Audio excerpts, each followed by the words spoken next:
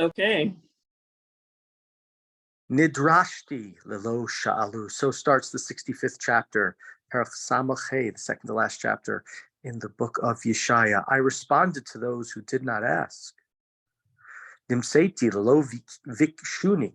I was at hand to those who did not seek me. Right in yesterday's chapter, we were saying that Bnei Israel said to God, it's your fault in a sense. You put us in this dire straits. Who wants to be Jewish? Who wants to be one of these people? Look at what you've done to us. God says, I responded to those who asked. I was at hand. You didn't seek me. Amarti, hineni. I said, I am here. I am Avraham Avinu who said, hineni. Hineni. El goy lo kora vishmi. I said it to a nation that did not invoke my name. Perashti yadai kol hayom. El am so rare. I spread out my hands all day to a nation who was disloyal. We've had these words so rare, the Ben Sorer Umorez, the wayward and rebellious son in the book of Dvarim, and we had a chapter 50 chapters or so ago which referenced this idea. Here we come back. You guys are disloyal. Who go, walk in their own ways, following their own designs. A nation that angers me constantly. So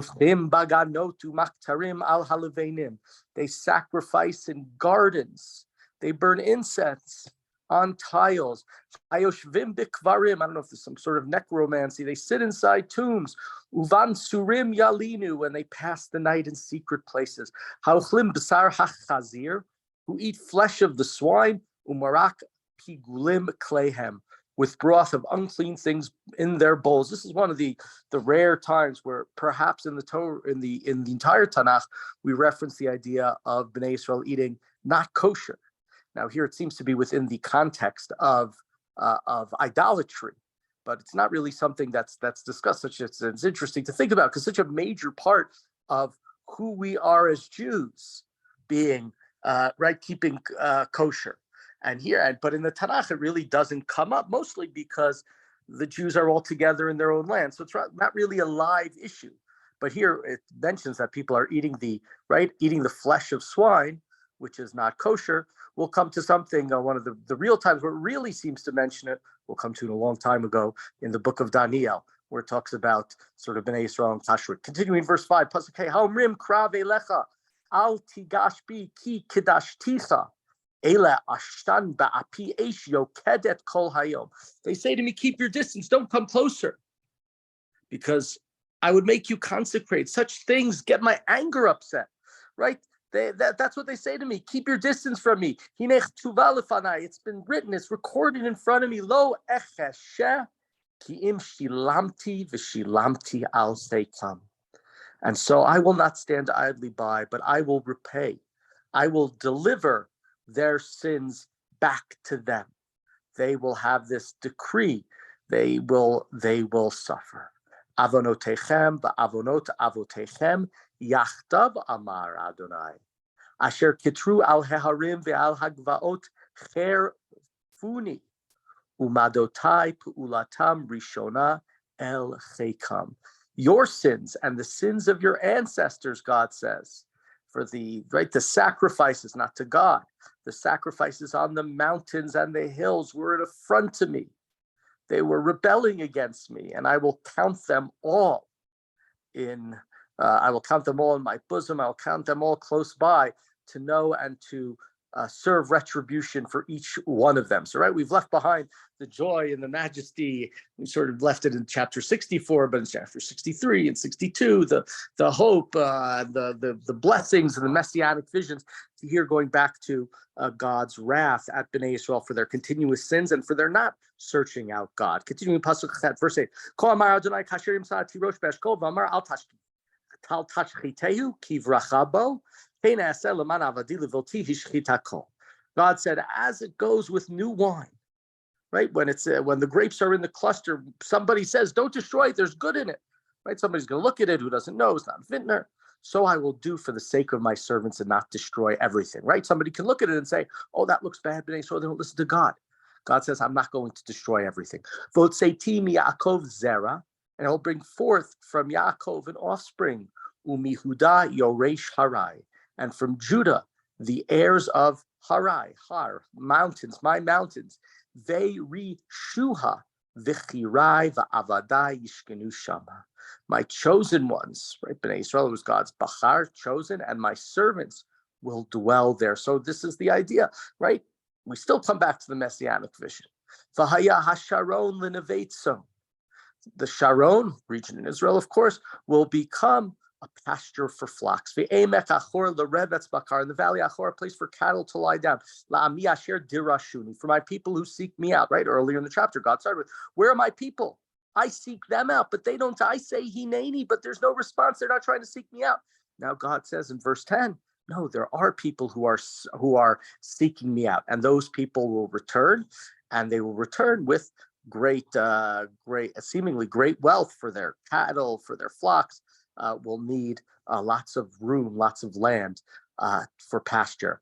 V'atem, but as for you, Ozvei Adonai hashechechim et har kadshi, those who have abandoned me, those who have forgotten my holy mountain.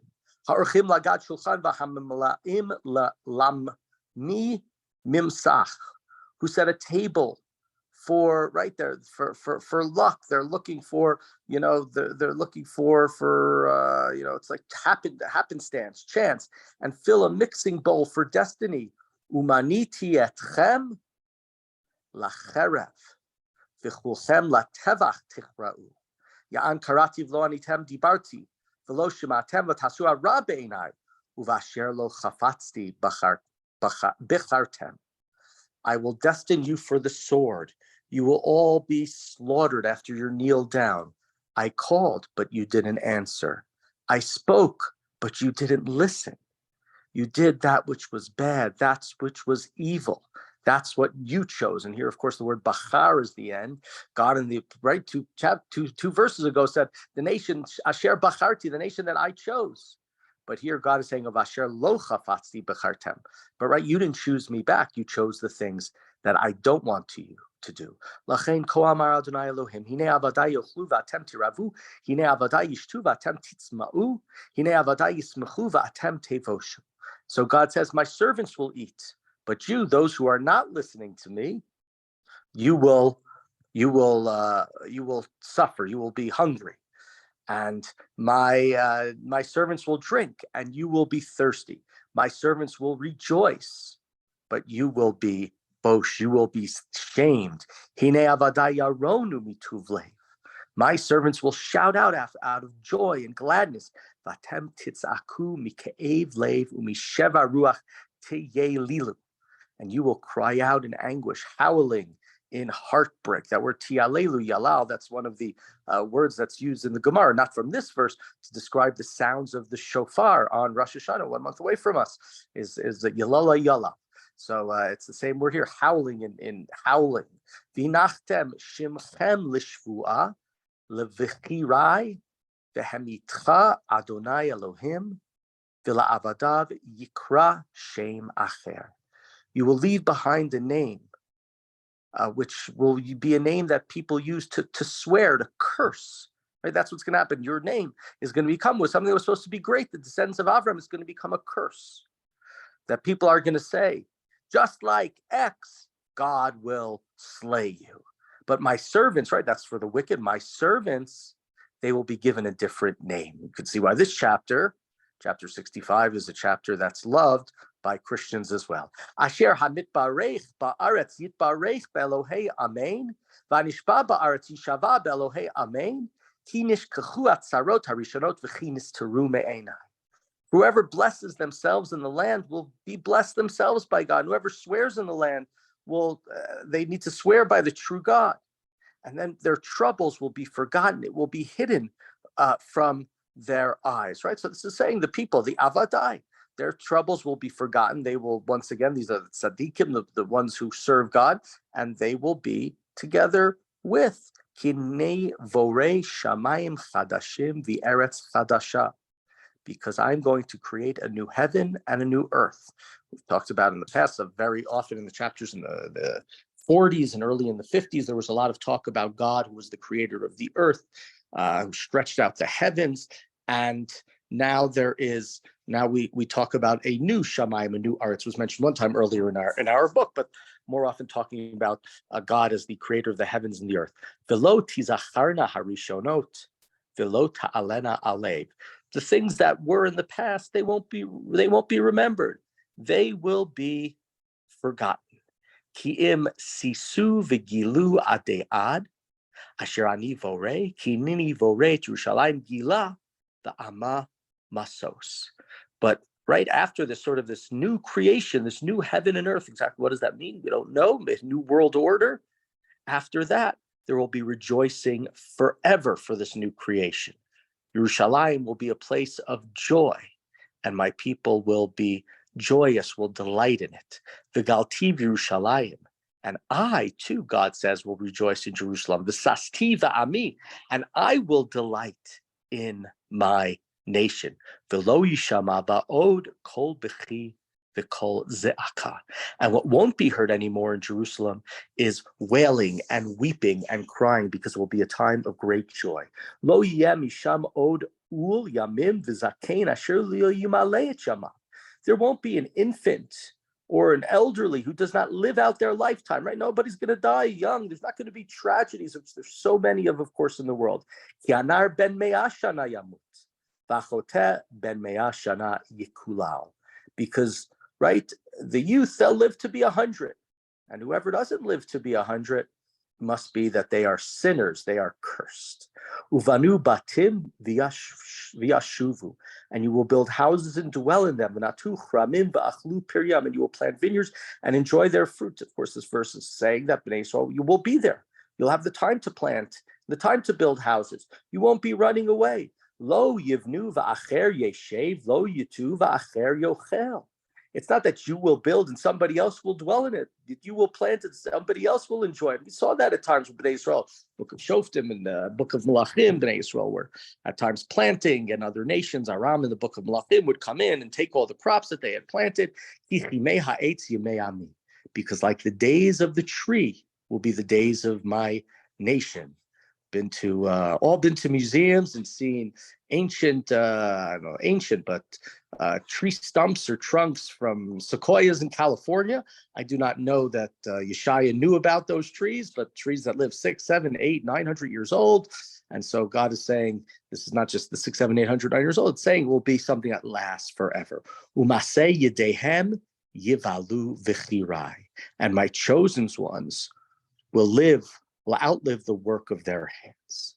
Lo yiga'u larik v'lo yeldu labehela. They will not toil without a purpose.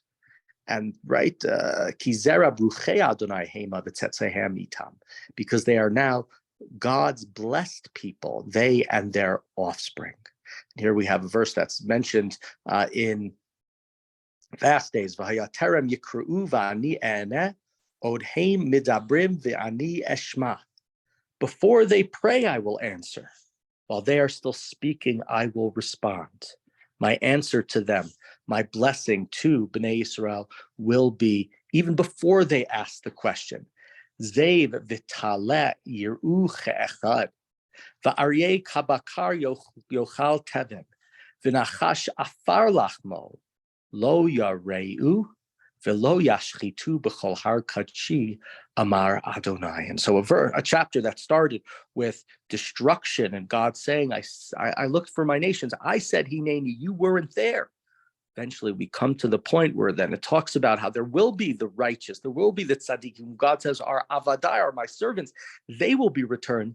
And the world order that was talked about earlier in this book, the messianic order, will come back to life. And we're told it in the end, it goes back to earlier things that we saw in this book. The wolf and the lamb will graze together, where that's literally supposed to be about these animals, that there's going to be no fighting, or it's understood as being Bnei Yisrael and the enemies that we've had for generations. There will be no hatred. The lion will eat straw like the ox.